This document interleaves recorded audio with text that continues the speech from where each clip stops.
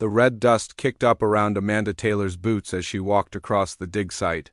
The morning sun on planet Kepler 442b cast long shadows between the excavation pits.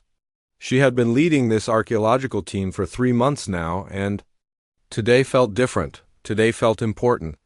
"Dr. Taylor, you need to see this," called Jake Morrison from the main pit. The young graduate student was covered in dirt from head to toe, his blonde hair now more red from the planet's dust. He was always excited about something, but this time his voice carried real amazement. Amanda hurried over to where Jake stood, at the edge of a deep hole. Her team had been digging here for weeks, following sensor readings that showed something large buried beneath the surface. The human colony on Kepler 442b was only 50 years old, but they had found traces of much older civilizations scattered across the planet. "What is it, Jake?" Amanda asked, wiping sweat from her forehead. "Look down there." Jake pointed into the pit. "We found it." "We actually found it." Amanda looked down and felt her breath catch in her throat. Rising from the excavated earth was the top of what looked like a massive stone structure. Carved symbols covered its surface, symbols that were definitely not human. The stone was black and seemed to absorb the sunlight rather than reflect it. "Lisa, get over here," Amanda called to Dr. Lisa Chun, their xenobiology specialist. Lisa was examining some plant samples near the equipment tent, but she dropped everything and ran over when she heard the urgency in Amanda's voice. "Oh my God," Lisa whispered when she saw the structure. "This is incredible. These markings. They're not like anything in our databases." Captain Ryan Brooks, the security chief for their expedition, walked over to join them. His job was to keep the team safe from the planet's dangerous wildlife and unstable weather. He was a practical man who didn't get excited easily, but even he looked impressed. "How big do you think it is?" Ryan asked. "The sensors show it goes down at least 30 feet, Jake said, checking his equipment. "Could be a temple, maybe a tomb or some kind of monument." Amanda felt her heart racing. This could be the discovery of a lifetime. Evidence of an alien civilization that had lived on this planet long before humans arrived. She grabbed her communication device to contact Maria Santos, their communications officer who was back at base camp. "Maria, we need you to send word back to Earth. We found something big, really big." For the next 6 hours, the team worked carefully to expose more of the structure. They used sonic excavators and gentle brushes to remove centuries of accumulated soil. As they worked, the true size of their discovery became clear. It was a temple. A massive temple made from the same black stone throughout. The walls were covered in intricate carvings that seemed to tell a story, though none of them could read the alien language. Strange geometric patterns surrounded what looked like pictures of tall, thin beings with elongated limbs. "The architecture is amazing," Amanda said as they took a break for lunch. "Look at how precise these joints are. No mortar, but the stones fit together perfectly." "Carbon dating shows this thing is old," Lisa added, looking at her scanner results. "Over 1,000 years, maybe more. This civilization was here long before we even knew this planet existed." Jake was studying the carvings on the wall closest to them. "These figures, they look almost human, but not quite, taller, thinner. And look at their hands. They have 6 fingers instead of 5. As the afternoon wore on, they managed to clear the entrance to the temple. Ancient doors had long since crumbled away, leaving an opening that led into darkness. Ryan set up portable lights so they could see inside. The interior of the temple was breathtaking. The ceiling stretched up into shadows, supported by carved pillars that depicted more of the tall alien figures. But it was the centerpiece that made them all stop and stare. In the middle of the temple stood a statue. It was 12 feet tall and carved from the same black stone as the walls. The figure was clearly one of the aliens they had seen in the wall carvings, tall and thin with long arms and legs. But this statue was different. It was beautiful in a way that transcended species. The alien's face was elegant and peaceful. Its eyes were closed as if sleeping. Intricate patterns covered its skin like tattoos or natural markings. The 6-fingered hands were posed gracefully at its sides. Despite being made of stone, there was something almost lifelike about it. "This is incredible," Lisa breathed. "The detail is amazing. Look at how realistic the facial features are." "It's like they were trying to capture a real person," Amanda agreed. "Not just making a generic representation." Jake walked around the statue, taking photos from every angle. "Guys, this is going to make us famous. A perfectly preserved alien temple with a statue that's over 1,000 years old. The universities back on Earth are going to go crazy for this." They spent the rest of the day documenting everything they could. Amanda took detailed measurements while Lisa collected samples of the stone for analysis. Ryan checked for any structural dangers, and Jake continued photographing every carving and symbol he could find. As evening approached, they decided to celebrate their discovery. Maria had brought supplies for a small party. Nothing fancy, just some of the better food rations and a bottle of synthetic alcohol that had been saved for special occasions. "To the greatest archaeological discovery in human history," Amanda raised her cup. "To getting our names in the textbooks," Lisa laughed. "To not having to dig through any more dirt for a while," Ryan added with a grin. Jake was feeling bold from the alcohol and the excitement of the day. He looked at the statue standing silently in the middle of the temple, lit by their portable lights. "You know what?" he said with a mischievous grin. "I think our alien friend here is pretty attractive for a 1,000-year-old rock person." "Jake." "Don't be weird," Lisa laughed. "No, seriously. Look at that face. Those cheekbones could cut glass, and those lips." Jake was clearly enjoying making his teammates uncomfortable. "You're drunk," Amanda said, but she was smiling too.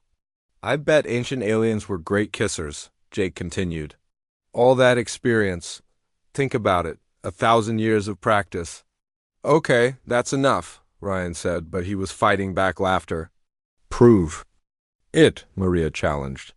"If you think it's so attractive, why don't you kiss it?" The others looked at her in surprise. Maria was usually the serious one in the group. "I dare you," she continued. "One kiss on the lips. Show us how brave you are." Jake looked at the statue, then back at his friends. The alcohol had made him bold, and he never backed down from a dare. "Fine, one kiss. But you all have to watch." Amanda started to protest, but Jake was already walking toward the statue. "Jake, be careful. That thing is priceless. If you damage it, ... "I'll be gentle," Jake called back. "Just a little peck, nothing inappropriate." He climbed up on the base of the statue so he could reach its face. The stone lips were cold against his skin as he leaned in. His friends were laughing and taking pictures behind him. "This is for science," Jake announced dramatically and pressed his lips against the statue's mouth. For a moment, nothing happened. Jake pulled back with a grin, ready to take a bow for his ridiculous performance. But then the statue's eyes opened. They glowed with a brilliant blue light that filled the temple. Jake stumbled backward off the base, landing hard on the stone floor. The others stopped laughing immediately. The statue's head turned slowly to look down at them, its glowing eyes fixed on Jake, who was still lying on the ground in shock. When it spoke, its voice was deep and clear, speaking perfect English. "Your species is doomed." Jake scrambled backward across the temple floor until his back hit the wall. His heart was pounding so hard he could hear it in his ears. The statue's glowing blue eyes followed his movement, never blinking, never looking away. Amanda found her. Voice first. What are you?" The statue stepped down from its base with fluid grace. Despite being made of stone, it moved like a living being. Its 12-foot frame cast long shadows in the temple as it walked closer to the terrified humans. "I am Zephyr of the Catherian race," the being said. Its voice echoed through the temple chamber. "I have been waiting in stasis for 1,047 of your Earth years? Stasis?" Lisa whispered. She was pressed against Ryan, who had his hand on his weapon but seemed unsure whether to draw it. "Yes," Zephyr replied, hearing her question. "What you believe to be a statue was my body in deep sleep. I was waiting for the right signal to awaken." Jake finally managed to stand up, though his legs felt weak. "What kind of signal?" Zephyr's glowing eyes fixed on him again. A genetic sample combined with emotional resonance, your ... provided both human DNA and the neural patterns of your species' concept of affection. You mean the kiss? Jake asked, his voice cracking slightly. The physical contact allowed my sensors to analyze your biological structure and brain chemistry. Your species is now cataloged in my database. Zephyr's head tilted slightly, as if studying them. I must say, humans are more primitive than I expected. Amanda stepped forward, forcing herself to be brave. As the team leader, she felt responsible for this situation. You said our species is doomed. What did you mean? Zephyr began walking around them in a slow circle. The humans turned to keep facing the alien, not wanting to have their backs to it. The Catherian race has been monitoring this sector of the galaxy for millennia. We observe developing civilizations and determine their potential threat level. When a species reaches a certain point in their expansion, we evaluate whether they should be allowed to continue. And we failed this evaluation? Ryan asked. His military training was kicking in, and he was analyzing the alien for weaknesses. Even though he knew his small weapon would be useless against a being made of stone. Humans have demonstrated all the classic signs of a plague species, Zephyr explained. You have destroyed much of your home planet's environment. You fight constant wars among yourselves. Now you have begun spreading to other worlds, bringing these same destructive patterns with you. That's not fair, Maria protested through the communication link from base camp. She had been listening to everything through Amanda's transmitter. Humans are capable of good things too. Zephyr paused in its circling. You can hear us at your base camp. Interesting, your communication technology is more advanced than our initial scans suggested. We're not just destroyers, Amanda said firmly. Yes, we've made mistakes, but we're learning. We're trying to do better. Many species make this claim when they face extinction, Zephyr replied. The Galactic Conclave has heard these arguments countless times. They rarely change the outcome. The what? Lisa asked.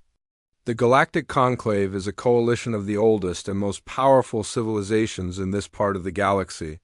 When a species is deemed dangerous, the Conclave acts to eliminate the threat before it can spread further. Jake felt sick to his stomach. You're talking about genocide. We prefer the term preventive sterilization, Zephyr said without emotion.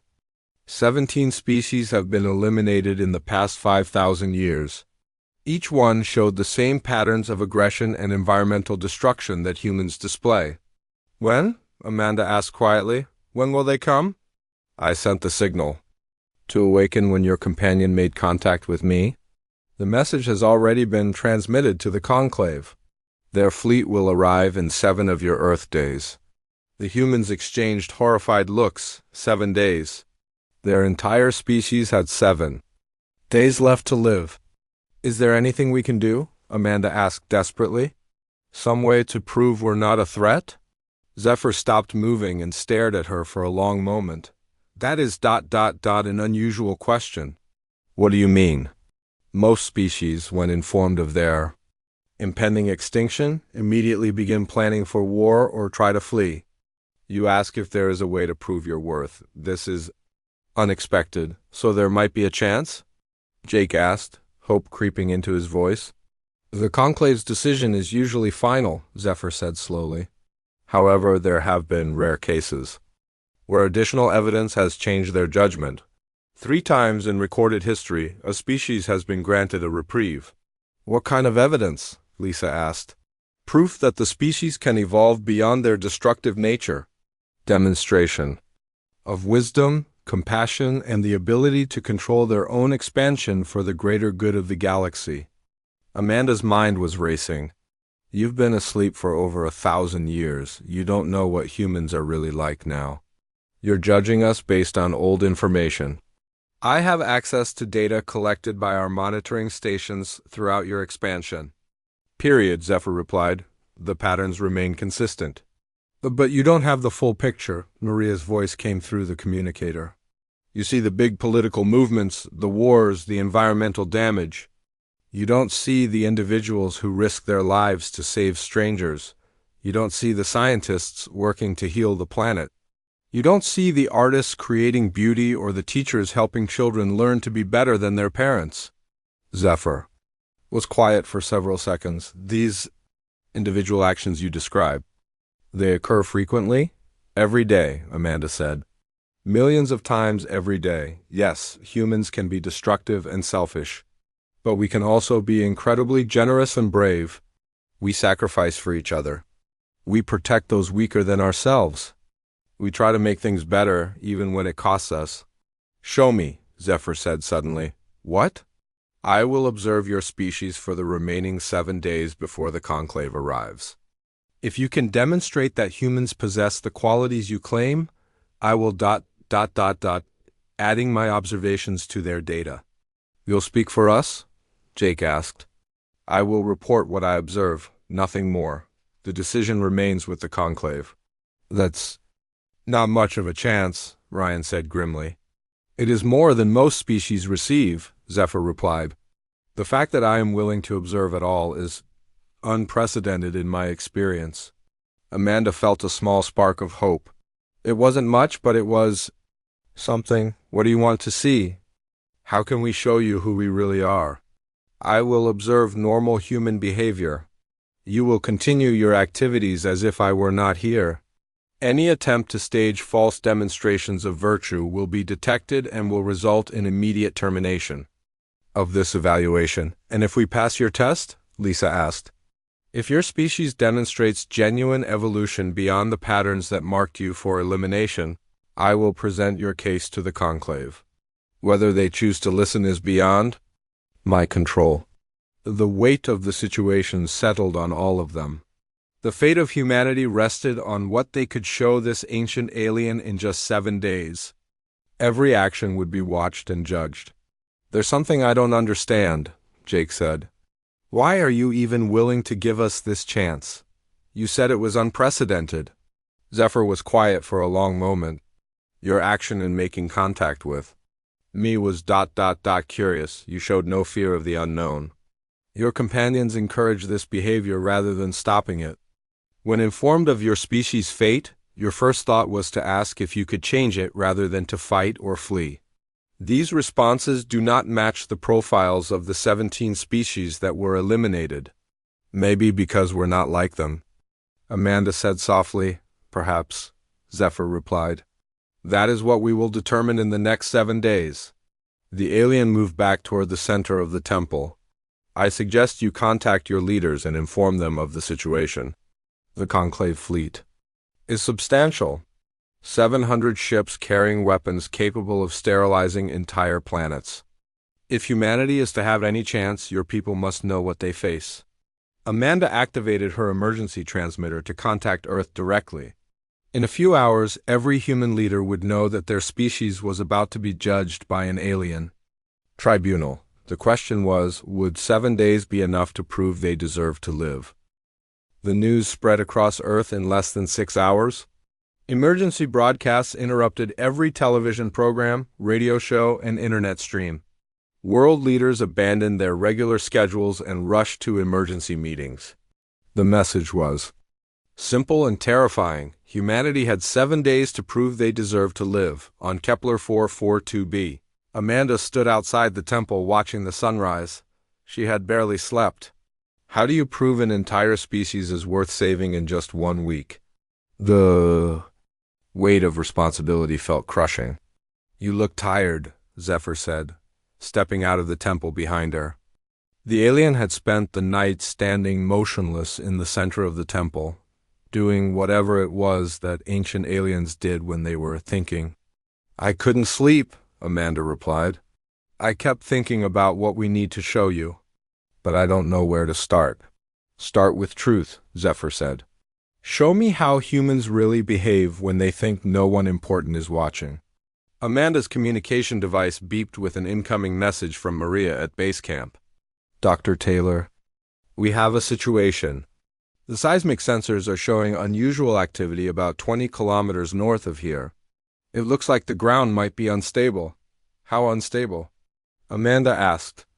Bad enough that we should evacuate the mining settlement there, About 200 people live in that area. Amanda looked at Zephyr. Mining settlement. Families with children. If the ground collapses, they could all die. And this concerns May. How? Zephyr asked. Because this is exactly what I was talking about. When humans see other humans in danger, we help. Even when it's risky for us. Within an hour, Jake had organized a rescue convoy. The young man who had been making jokes just yesterday was now coordinating the evacuation of an entire settlement. He worked with the colony's emergency response team to plan routes and gather supplies. We need transport for the elderly and sick first, Jake told the convoy leaders. The families with small children go second. Everyone else can walk to the safe zone. Zephyr watched from the back of Amanda's vehicle as they drove toward the settlement. The alien said nothing, but Amanda noticed it was paying attention to everything. The mining settlement was built into a hillside, where humans had been extracting rare metals for the past 5 years. The buildings were simple but sturdy, designed to house workers and their families. Now those same buildings might become death traps if the ground gave way. How much time do we have? Amanda asked the settlement leader, a tough woman named Carol Weber. The sensors show the instability is getting worse, Carol replied. Maybe 6 hours before things get really dangerous. 12 hours at most. Jake was already organizing the evacuation. Amanda watched him work and felt proud of her young colleague. He moved from house to house, helping elderly residents pack their most important belongings. He carried a crying toddler whose parents were trying to secure their home. He even helped load the settlement's only dog into a transport vehicle. Why does he do this? Zephyr asked, watching Jake comfort a scared child. Because it's the right thing to do, Amanda replied. Because those people need help, and he can provide it. But he gains nothing from this effort. In fact, he risks injury or death if the ground collapses while he is here. That's what makes it meaningful, Amanda said. Jake isn't helping them. Because he has to, he's helping because he chooses to. As the day continued, Zephyr observed more examples of human behavior that seemed to puzzle the alien. Lisa worked tirelessly in the medical tent, treating everyone from minor cuts to severe injuries from the hurried evacuation. She never asked for payment or recognition. She simply saw people who needed help and provided it. Captain Ryan coordinated security and transportation, making sure the evacuation routes remained clear. When one of the transport vehicles broke down, he personally drove back to the settlement 3 times to pick up stranded families, even though each trip put him closer to the danger zone.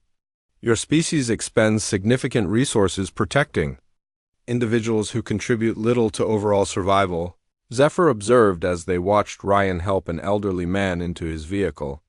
That man worked in the mines for 40 years, Amanda replied. He helped build this settlement. Now he's old and slow, but that doesn't make him less valuable. In most species, the old and weak are abandoned when resources become scarce or danger threatens. Not humans. We take care of each other. The strong protect the weak. The young respect the old. It's part of what makes us human. By evening, the entire settlement had been evacuated safely. Not a single person was left behind. The evacuees were housed in temporary shelters at the main colony, where families shared their food and space with the newcomers. Amanda watched Jake help set up sleeping areas for families with children. The young man looked exhausted, but he kept working until everyone was comfortable. You have been observing us for 1 day, Amanda said to Zephyr. What do you think so far? I think your species is inefficient, Zephyr replied. You waste time and energy on individuals who provide no strategic advantage. Amanda felt her heart sink. This wasn't going well, but then Zephyr continued. However, I am beginning to understand why you do this. You value individual life not for what it contributes to the group, but simply because it exists. This is unusual. The next morning brought new challenges. A communication came from Earth with devastating news. The planet was experiencing multiple crises. A massive earthquake had struck a major city. A plague was spreading through several countries. Political tensions were rising as some leaders wanted to prepare for war against the aliens, while others argued for peaceful solutions. "Your world appears to be falling apart," Zephyr observed, reading the reports over Amanda's shoulder. "Maybe," Amanda said, "but watch what happens next." The reports continued throughout the day. Rescue teams from dozens of countries were flying to help with earthquake relief, even nations that had been enemies just months before. Scientists from around the world were sharing research to combat the plague, ignoring patents and profit margins. Medical supplies were being donated freely to affected regions. "I don't understand," Zephyr said. "These countries have conflicts with each other. Why do they cooperate during disasters?" "Because when people are suffering, politics don't matter," Amanda explained. "A child trapped under rubble is just a child who needs help. It doesn't matter what country they're from or what their parents believe." Jake had been monitoring the communication feeds all day. "Dr. Taylor, look at this," he called her over to his station. "There's something amazing happening." The screen showed news footage from around Earth. Children in schools were making cards and drawings to send to the earthquake victims. Ordinary citizens were donating money, food, and supplies. Volunteers were working around the clock in disaster zones, many of them traveling thousands of miles just to help strangers. "They know the world might end in 6 days," Jake said softly, "but they're still trying to help each other." Zephyr was quiet for a long time. "When my people face extinction threats, we focus entirely on survival, personal advancement. Securing resources, we do not help others." "Maybe that's why you're alone now," Amanda said gently. "When did you last see another Catherian?" "I have been in stasis for over 1,000 years. Before that, It had been centuries since I encountered another of my kind. We are spread across the galaxy, each focused on our own research and observations." "That sounds lonely." "Catherians do not experience loneliness. We are evolved beyond such primitive emotions." Amanda looked at the alien's glowing eyes and wondered if that was really true. On the third day, Lisa made a breakthrough with the plague affecting the local wildlife. She had been working nonstop to develop a treatment that would save both the native animals and any humans who might become infected. "Why do you care about the animals?" Zephyr asked, watching Lisa work in the laboratory. "Because they're part of this world's ecosystem," Lisa replied without looking up from her microscope. "If they die, it affects everything else. Plus, they're beautiful creatures. They deserve to live just like we do. But they provide no benefit to humans." "They don't have to provide benefits to be valuable," Lisa said. "Life is precious for its own sake." Zephyr watched Lisa work for hours, carefully, testing treatments and making notes. When she finally found a cure, she immediately began preparing doses for both the animal populations and human colonies, refusing to prioritize one species over another. "Your people continue to surprise me," Zephyr said to Amanda that evening. "Every time I think I understand human behavior, you demonstrate something new." "Like what?"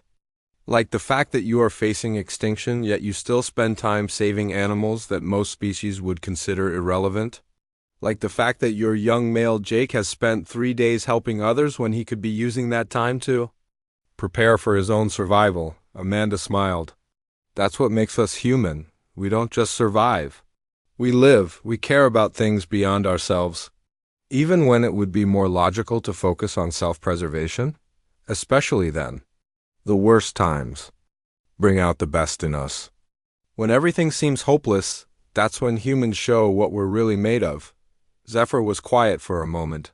The 17 species that were eliminated by the Conclave, when they faced extinction, they responded with violence, panic, or attempts to flee. None of them responded by helping each other. On the 7th day, the sky above Kepler 442 turned black with ships. Amanda stood outside the temple, craning her neck to look up at the massive fleet that had appeared seemingly from nowhere. Hundreds of vessels of different shapes and sizes filled the sky, each one representing a different alien civilization. Some ships looked like crystals, others like metal trees, and still others defied any comparison to earthly objects.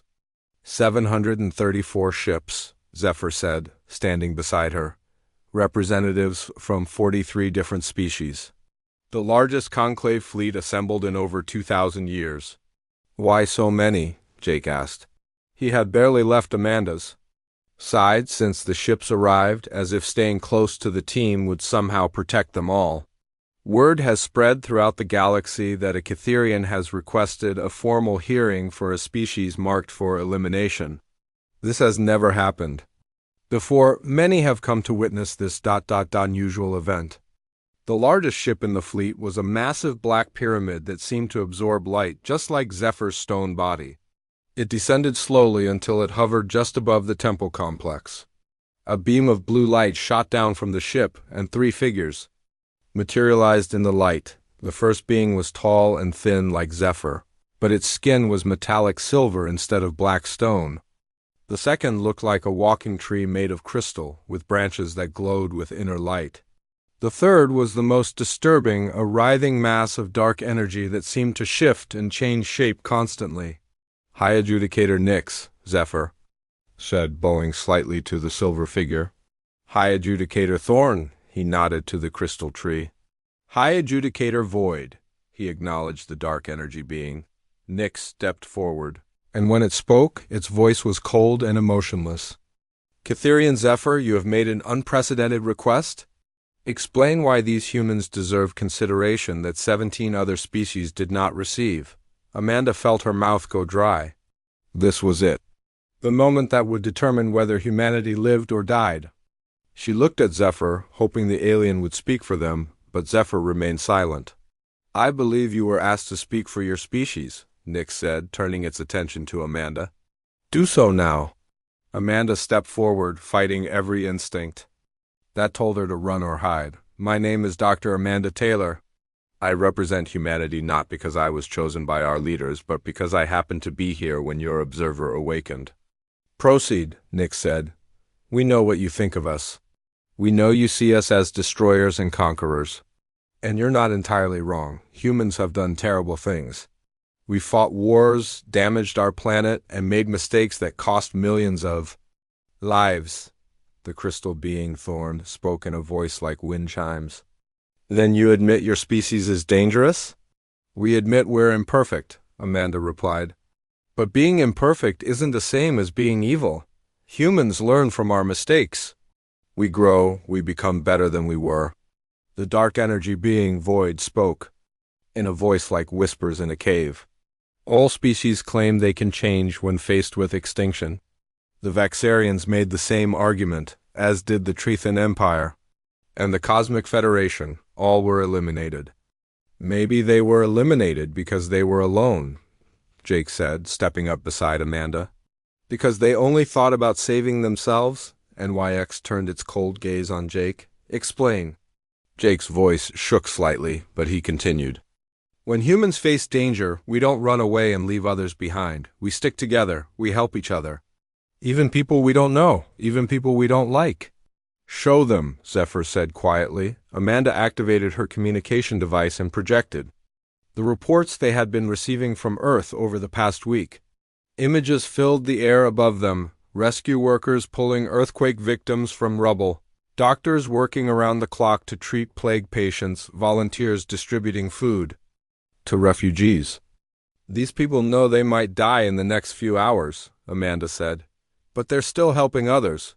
They could be spending their last days with their families or trying to escape to remote areas. Instead, they're working to save strangers. Thorns. Crystal branches chimed softly. Interesting behavior, but perhaps staged for our benefit. These reports are from all over our planet, Lisa said, joining the group. From places that don't even know about this meeting. Humans have been helping each other long before you arrived. Void's dark form rippled. The Trethan Empire also showed examples of cooperation before their elimination. It changed nothing. Then let me tell you what makes us different, Amanda said, feeling desperate. When Zephyr first awakened, when he told us our species was doomed, do you know what our first response was? Enlighten us, Nyx said.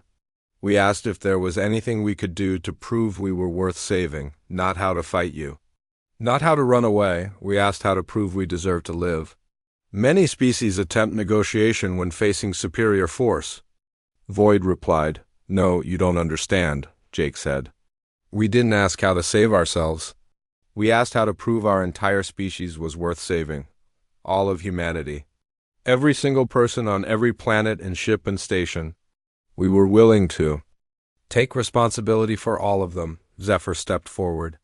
Adjudicators, I have observed this species for 7 days. They display behavior patterns I have never encountered in my 3,000 years of monitoring developing civilizations. Such as? Nix asked. They consistently prioritize the welfare of others over their own survival. They expend resources, protecting individuals who contribute nothing to their society's strength. They show compassion to other species, including ones that provide no benefit to them. These sound like weaknesses, Thorn observed. I believe so as well initially, Zephyr said. But I have come to understand that these traits may actually represent a form of evolution beyond the patterns that mark plague species. Explain, Void demanded. Plague species are characterized by aggressive expansion, resource consumption, and elimination of competitors. But humans consistently demonstrate the opposite behaviors. When they found injured animals on this planet, they treated them. When their own settlement was threatened, they evacuated every individual, including those too old or sick to contribute to the group's survival. Amanda watched the 3 adjudicators carefully. She couldn't read their alien expressions, but she sensed they were considering Zephyr's words. Even if we accept these observations, Nick said, the fundamental problem remains. Humans continue to expand across the galaxy. They establish colonies, extract resources, and compete with other species for habitable worlds. But we also share, Amanda said. The colony on this planet studies local ecosystems to learn how to protect them. We've developed farming techniques that actually improve soil quality. Our medical research has created treatments that work on multiple species. Words, Void said dismissively. Any species can make claims about their beneficial intentions. Then let us prove it, Jake said suddenly. Everyone turned to look at him. Give us a test. Not just watching us for a week, but a real test. Something that shows what humans will do when we have to choose between our survival and our values. The 3 adjudicators exchanged glances, or what passed for glances among beings so different from humans. What kind of test? Thorn asked. I don't know, Jake admitted. But humans work best when we're challenged, when we have to prove ourselves. Give us a problem to solve that shows who we really are. Nix was quiet for a long moment, then it spoke. Very well. We propose a choice. Humanity's expansion has brought you into contact with 2 other developing species. The Arcturian colonies in the Vega system and the primitive moss singers on Tau Ceti Prime. Amanda felt a chill run down her spine. She didn't like where this was going. Both species face extinction from natural disasters within the next year, Nix continued. Arcturus Prime will be destroyed by solar flares. Tau Ceti Prime will become uninhabitable due to volcanic activity. Each species has requested assistance from the galactic community. We would help them both, Amanda said immediately. Unfortunately, the resources required to save both species do not exist, Void said. Ships, equipment, and suitable colony. Worlds are limited. You can save one species, but not both. That's not a choice, Lisa protested. That's just choosing who dies. Furthermore, Nix added, there is a third option. A solar storm will soon threaten several human colonies in nearby systems. You can choose to save your own people instead of either alien species. Amanda felt sick. You want us to choose between saving strangers and saving ourselves? We want to see what humans truly value when forced to make difficult decisions, Thorne said. Do you sacrifice others for your own benefit, as plague species inevitably do? Or will you demonstrate the evolution that Zephyr claims to have observed? The weight of the decision pressed down on Amanda like a physical force. Save the Arcturians, save the Moss Singers, or save human colonies. Thousands of lives hung in the balance, and there was no way to save them all. How long do we have to decide, she asked. 1 hour, Nix replied. Choose wisely. Your species' fate depends on this decision. The adjudicators stepped back, waiting. Amanda looked at her team, saw the same horror and determination in their eyes that she felt in her heart. Somehow, they had to find a way to prove that humans were different from every other species the Conclave had eliminated. Amanda stared at the three alien adjudicators, her mind racing. 1 hour to make an impossible choice. Save the Arcturians, save the Moss Singers, or save human colonies. No matter what they chose, thousands of innocent beings would die. We need to talk, she said to her team, privately. The humans huddled together near the temple entrance, speaking in whispers while the adjudicators waited with alien patience. This is insane, Ryan said. They're asking us to choose who lives and who dies. It's a test, Lisa replied. They want to see if we're really different from other species. Well, what would other species do? Jake asked. Save themselves, Amanda said quietly. Every plague species the Conclave eliminated probably chose to protect their own people first. So we save the aliens? Ryan asked, but which ones? Maria's voice came through the communicator from base camp. The Arcturians or the Moss Singers? How do we decide that? Amanda felt the weight of the decision crushing her. Every choice led to massive loss of life. There had to be another way. There had to be... Wait, Jake said suddenly. What if we're thinking about this wrong? What do you mean? Amanda asked. They gave us 3 options, right? Save the Arcturians, save the Moss Singers, or save human colonies. But what if there's a 4th option they didn't mention? Like what? Jake's eyes lit up with the same reckless creativity that had led him to kiss an alien statue. What if we refuse to choose? What if we find a way to save everyone? They said the resources don't exist, Lisa pointed out. They said the resources to save both alien species don't exist, Jake corrected. But what if we use human resources? What if we sacrifice our own expansion to save them both? Amanda felt her heart skip a beat. You mean give up human colonies? To save alien ones? Think about it, Jake said excitedly. Every plague species tries to save themselves first. But what if we do the opposite? What if we prove we value other lives more than our own expansion? That single quotes S ... That's crazy, Ryan said. Crazy enough that it might work, Amanda replied, hope starting to build in her chest. She turned back to the adjudicators. We've made our decision. Proceed, Nick said coldly. We refuse to accept your choice, Amanda announced. We reject all 3 options. The crystal being Thorn chimed with what might have been surprise. Explain, you're asking us to choose between saving ourselves and saving strangers. But that's not how humans think. We don't see it as us versus them. We see it as all of us together. The resources are insufficient, Void said. This is mathematical fact. Then we'll create more resources, Jake said, stepping forward. Humanity, volunteers to give up our expansion plans for the next 50 years.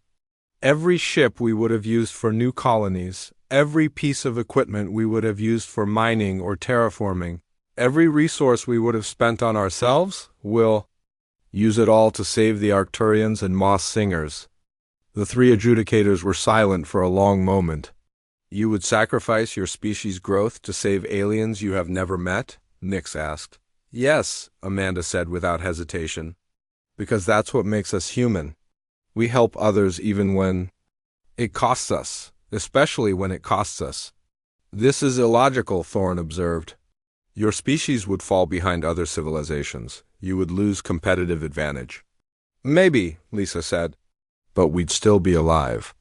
And so would the Arcturians and Moss Singers. That matters more than being first or strongest. Zephyr stepped forward.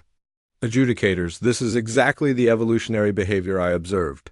When faced with disaster, humans consistently choose cooperation over competition, sacrifice over self-interest. But it proves nothing, Void said dismissively. Easy words spoken when facing extinction. How do we know they would honor such a commitment? Because we're not asking you to trust us, Amanda said. We're asking you to help us prove it. How? Create a joint monitoring system. Humans will accept restrictions on our expansion, overseen by conclave observers. We'll prove we can change not just by promising, but by doing. Jake nodded enthusiastically. Make us junior partners in the galaxy instead of a threat to be eliminated. Let us earn our place by helping others instead of conquering them. Unprecedented, Nick said. No species has ever volunteered for such restrictions. Because no species has ever been given the chance, Amanda replied. You eliminate threats, but what if instead you created allies? What if instead of destroying species that might become dangerous, you taught them to become helpful? Zephyr's glowing eyes seemed to brighten. The original purpose of the conclave was guidance, not elimination. We were meant to help younger species evolve beyond their destructive impulses. What changed? Lisa asked. Fear, Zephyr admitted. After several species we tried to guide turned aggressive anyway, the conclave decided elimination was safer. Then rehabilitation. But you've never tried to rehabilitate humans? Jake pointed out. You've only watched us from a distance and judged us by our worst moments. And if we agree to this unusual arrangement? Thorne asked. What would humanity offer in return for survival? Everything we're good at, Amanda said. Humans are natural problem solvers. We adapt quickly, we work well with other species. Let us become the galaxy's specialists in helping struggling civilizations. You mean instead of eliminating problem species, you would try to reform them? Void asked. Why not? Jake said. Every species you've eliminated had potential for good. Maybe they just needed help learning how to use it? The three adjudicators moved away from the humans and began communicating in a series of lights and sounds that no human could understand. The conversation went on for several minutes while Amanda and her team waited anxiously. Finally, Nix returned to face them. Your proposal is ... intriguing, but the conclave requires proof of good faith. What kind of proof? Amanda asked. Your colony's threatened by the solar storm. They will not be evacuated by other human forces.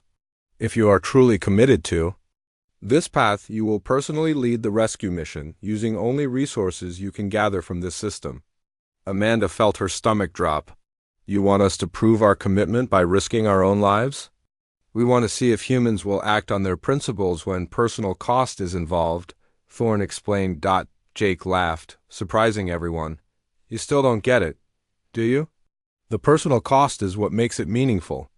If it was easy, it wouldn't prove anything. We'll do it, Amanda said firmly. We'll save those colonies, and then we'll save the Arcturians and Moss Singers. All of them. And if you fail? Void asked. Then you'll know we tried? Amanda replied. And maybe that will mean something to whoever comes after us. Zephyr stepped closer to the adjudicators. I request permission to assist in this mission. As an observer and ... died. Why? Nix asked. Because I believe this species represents something new. Something worth preserving. The Catherians made a mistake when we chose isolation over cooperation. Perhaps it is time to correct that error. The adjudicators conferred again, this time. More briefly, very well, Nix announced. Humanity will be granted a probationary period of 50 Earth years. You will accept monitoring and restrictions on expansion. In return, you will be given the opportunity to prove your worth through service to other species. And the rescue missions? Amanda asked, will proceed immediately. Success will improve your standing with the conclave. Failure will ... not. As the massive alien fleet began to disperse, Amanda felt a mixture of relief and terror. They had saved humanity from immediate extinction, but now they had to prove they deserved the chance they'd been given. So, Jake said, grinning despite everything, anyone else think this job just got a lot more interesting? Amanda looked at the ancient temple where this all began, at Zephyr, who had become their unlikely ally, and at her team who had helped save their entire species with nothing but words and hope. Jake, she said, I think this is just the beginning. 5 years later, Amanda stood in the same spot outside the temple, watching human and alien children playing together in the archaeological site that had become a symbol of interspecies cooperation.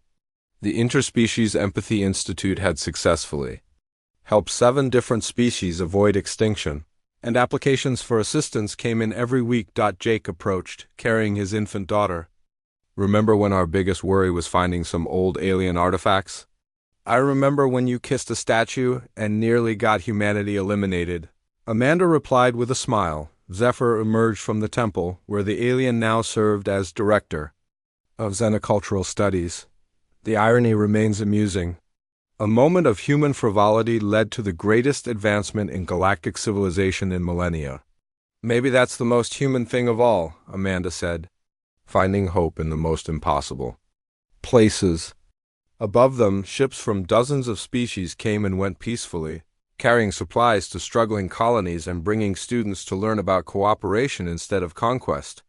The galaxy was becoming a different place, one where being human meant something special. And it all started with a joke kiss that opened the eyes of an ancient alien to the possibility that some species were worth saving after all.